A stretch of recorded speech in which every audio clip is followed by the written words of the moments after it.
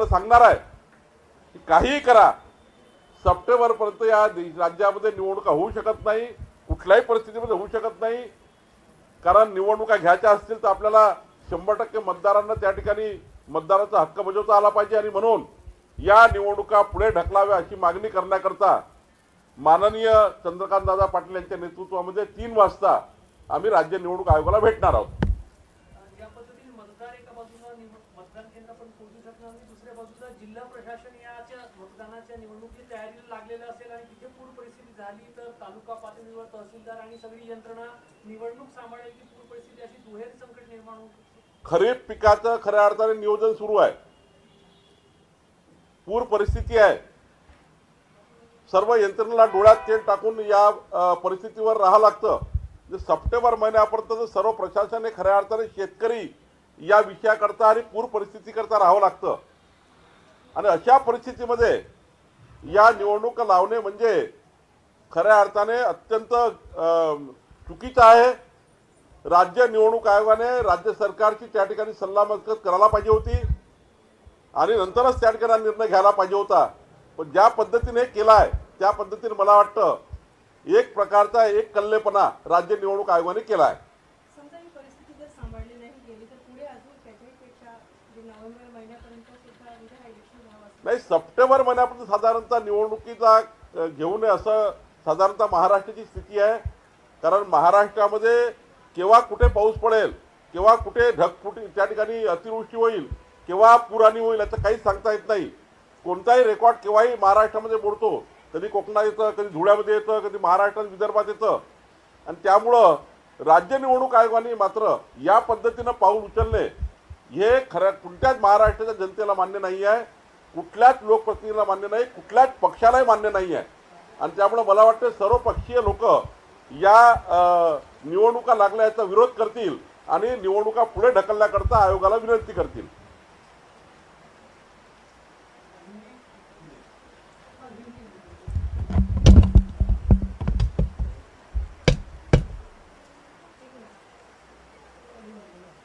State election commission ने महाराष्ट्र के 92 नगर पालिका और 4 नगर पंचायत में चुनाव लगा दिए हैं, इलेक्शन डिक्लेयर किए हुए हैं. और ये महाराष्ट्र के हित में नहीं है, मतदाताओं के हित में नहीं है. इस समय जुलाई, अगस्त, सितंबर ये तीनों जो 3 महीने होते हैं इसमें सारे अधिकारी पूर्व स्थिति में जो हमारा क्रॉप का जो सीजन चल रहा है खरीफ इसका, उसमें व्यस्त होते हैं. अनेक नदियों में, अनेक नालों में पूर होता है. ये गांव से वो गांव में जा नहीं सकते, कनेक्टिविटी टूट जाती है गांव की. और ऐसे स्थिति में राज्य सरकार से कोई सलाह मशवरा न करते हुए राज्य सरकार की यंत्रणा पूरी तरह से राज्य चुनाव आयोग को लगने वाली है. ऐसे स्थिति में इस प्रकार का चुनाव का बिगुल राज्य चुनाव आयोग ने जिस प्रकार से डिक्लेयर किया है, मुझे लगता है ये अन्यायकारक है. ये सारे मतदाताओं को चुनाव तक जो प्रक्रिया में ये पूरे तरह से नहीं हो पाएगी, केवल 20% लोग ही वोट कर पाएंगे. और ऐसे में मुझे लगता है कि राज्य के चुनाव आयोग ने ये निर्णय वापस लेना चाहिए और सितंबर के बाद चुनाव लेना चाहिए.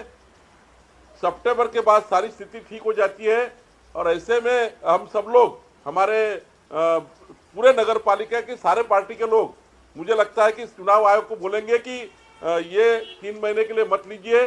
सारे पार्टी को लोग भी चाहते हैं कि ये चुनाव गलत दिन लगा हुआ है, गलत टाइम पे लगा हुआ है. ये चुनाव नहीं होना चाहिए, अभी सितंबर में होना चाहिए. और पूरी यंत्रणा जो सरकार की है, ये चुनाव आयोग अगर यूज कर लेगा तो आने वाले जो क्रॉप की स्थिति है, आने वाला जो पूर्व परिस्थिति है, इसमें अधिकारी कैसा ध्यान देंगे ये भी महत्वपूर्ण है. इसलिए हमारे पार्टी के अध्यक्ष चंद्रकांत दादा पाटिल जी, इनके नेतृत्व में हम सब लोग मंडे को, सोमवार को 3 बजे चुनाव आयोग से मिलने वाले हैं.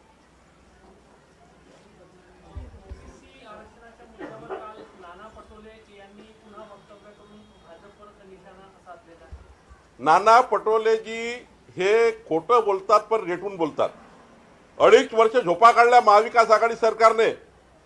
2.5 वर्षात 4 वेळा सुप्रीम कोर्टाने सांगितलं की इम्पेरिकल डेटा तयार करा, ती राज्य सरकारची जबाबदारी आहे. पण राज्यातले मंत्री हे मोर्चा काढत राहिले, त्या ठिकाणी संमेलन घेत राहिले, पण इम्पेरिकल डेटा तयार केला नाही आणि उलट केंद्र सरकारने डेटा द्यावा म्हणून ओरडत राहिले, जो डेटा राज्य सरकारने करायचा आहे. आता 2च दिवस झाले आमचं सरकार आलं आणि 2 दिवसात नाना पटोलेजी म्हणतात की हे देवेंद्र फडणवीस साहेबांची चूक आहे, ओबीसी आयोगाचं ओबीसी आरक्षण न मिळणे. खऱ्या अर्थाने जर ओबीसीचा खरा राजकीय खून कोणी केला असेल तर महाविकास आघाडी सरकारने केला आहे. नाना पटोलेजी तुम्ही केला आहे, महाविकास आघाडी सरकारच्या मुख्यमंत्र्यांनी केला होता. तुमच्या सरकारमध्ये झारीचे शुक्राचार्य होते जे तुम्हाला ओबीसी आरक्षण देऊ देत नव्हते आणि त्यामुळे तुम्हाला असा बोलायचा अधिकार नाही. आज 4 दिवस झाले सरकार आमचं आलं आहे. सरकार पूर्ण कारवाई करत आहे आणि मला विश्वास आहे की माननीय देवेंद्र फडणवीसजी आणि एकनाथ शिंदे हे दोघंही आतापर्यंत महाविकास आघाडी सरकारने थांबवलेलं ओबीसी आरक्षण हे तात्काळ मिळवून देतील आणि ओबीसीचा संपूर्ण खऱ्या अर्थाने जर कोणी रक्षण केलं असेल तर माननीय देवेंद्र फडणवीस आणि भारतीय जनता पार्टीने केलं आहे. खऱ्या अर्थाने नाना पटोले हे खोटं बोलून त्या ठिकाणी जनतेची दिशाभूल करताय. आता यांना बोलायचा अधिकार नाही आहे. 2.5 वर्ष सरकार यांचं होतं, 2.5 वर्ष यांचे मंत्री होते, मुख्यमंत्री होते, यांनी काहीच केलं नाही आणि आता उलट्या बोंबा मारतायत. हे चुकीचं आहे. नाना पटोलेजी आता तुम्ही शांत बसा. ओबीसी आरक्षण देण्याची जबाबदारी आता आमची, आम्ही ते देऊन दाखवू.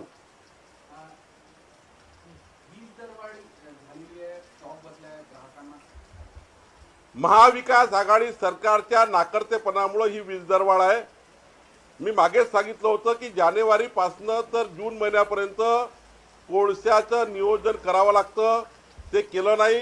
हायड्रो प्रकल्पाचं नियोजन करावं लागतं, ते केलं नाही. उन्हाळ्यामध्ये यांना महागडी वीज खरेदी करावी लागली, ती जनतेला द्यावी लागली आणि ही महागडी वीज खरेदी का करावी लागली तर आपल्या नियोजनामुळं महागडी वीज बाहेरून घेतली. आपलं नियोजन चुकलं होतं आणि म्हणून आत्ता तो भार जानेवारी ते जून महिन्यापर्यंत जे तुम्ही त्या ठिकाणी योग्य काम केलं नाही त्याचा भार आता जुलैपासून जनतेला 4 महिने 5 महिने भोगावा लागणार आहे. हे महाविकास आघाडी सरकारचं पाप आहे. जी दरवाढ झाली आहे 80 पैसे 90 पैसे ₹1.25 दरवाढ झाली प्रति युनिट मागे. महाराष्ट्राच्या इतिहासामध्ये कधी एवढी दरवाढ झाली नाही आणि अचानक यांचं नाकर्तेपणा आत्ता दिसला की मी वारंवार सांगायचो की दरवाढ होणार आहे कारण यांचं कुठलंही नियोजन नव्हतं आणि त्या ठिकाणी नियोजन शून्य कारभारामुळं, अधिकाऱ्यांच्या नाकर्तेपणामुळं आणि सरकारच्या कुठल्याही त्या ठिकाणी दुर्लक्षपणामुळं या ठिकाणी दरवाढ झाली आहे. ही महाविकास आघाडी सरकारने जनतेला कडनं लूट माजवलेली आहे म्हणून ही त्या ठिकाणी दरवाढ झाली आहे. महाविकास आघाडी सरकारच्या नाकर्तेपणामुळे दरवाढ झाली आहे. पेट्रोल डिझेलचे भाव 20% आपण जे आल्यानंतर म्हणजे सत्ता आल्यानंतर आम्ही कमी करू असे तुम्ही लोकांनी बोललं होतं. त्याच्यानंतर आता पुन्हा 50 रुपये दरवाढ सिलेंडरमध्ये झालेली आहे. तर आपण यावेळेस तुमची सत्ता आल्यावर कमी करणार का? आत्ताच मागच्या आठवड्यामध्ये माननीय एकनाथ शिंदेजी आणि देवेंद्र फडणवीस सरकारने सांगितलं आहे की त्या ठिकाणी पेट्रोलच्या दरवाढी संदर्भाने तातडीनं लवकरात लवकर निर्णय घेऊन येणाऱ्या बजेटमध्ये पैसे त्या ठिकाणी करावा लागेल. तातडीनं निर्णय घेऊन त्या ठिकाणी महाराष्ट्राची दरवाढ ही जी झाली आहे पेट्रोलची ती कमी करण्याचा ते प्रयत्न करणार आहेत.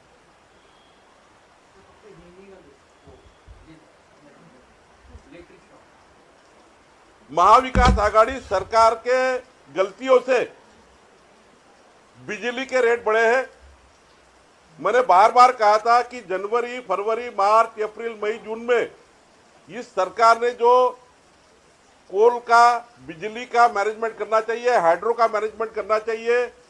सस्ती बिजली जब जनवरी में मिलती है तब लेनी चाहिए मार्केट से, लेकिन इन्होंने कोई भी प्लान नहीं किया. जिस प्रकार से प्लानिंग करना चाहिए वो प्लानिंग नहीं की, इसलिए मार्केट से इन्होंने महंगी बिजली खरीदी की. उसकी भी इंक्वायरी करनी पड़ेगी कहाँ से बिजली खरीदी की.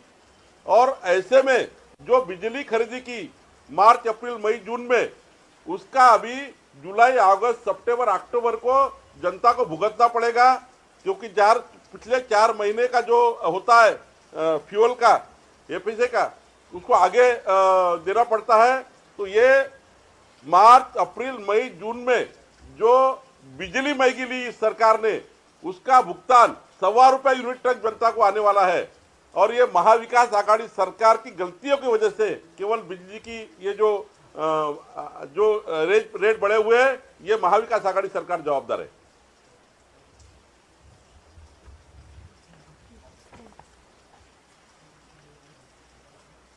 ठीक है, कॉपी